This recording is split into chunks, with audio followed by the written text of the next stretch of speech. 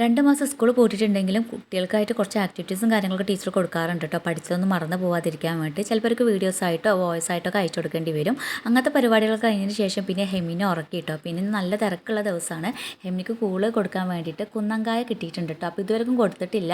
Next month ആകുമ്പോൾ കൊടുക്കണം. അപ്പോൾ ഈ മഴ ആകുമ്പോഴത്തേനും എല്ലാം ഒന്ന് ഉണക്കി റെഡിയാക്കി വെക്കണം. അപ്പോൾ കുറച്ചൊക്കെ ഇന്നലെ രാത്രി 11:30 വരെയൊക്കെ റെഡിയാക്കി ബാക്കി ഇന്ന് രാവിലെ റെഡിയാക്കാമെന്ന് വിചാരിച്ചിട്ടാണ് കേട്ടോ. രാവിലെ എണീറ്റ് പിന്നെ ഹെമിനെ ഉറങ്ങിക്കണോ എന്നൊക്കെ നോക്കി വീണ്ടും അടുക്കളയിലേക്ക് വന്ന് കുട്ടികളിന്ന് മദ്രസ വിട്ട് വരാനായിട്ടുണ്ട്. ഇതിൻ്റെ ഇടയിൽ കുക്കിങ്ങും കാര്യങ്ങളൊക്കെ നടന്ന് പോകുന്നുണ്ട്.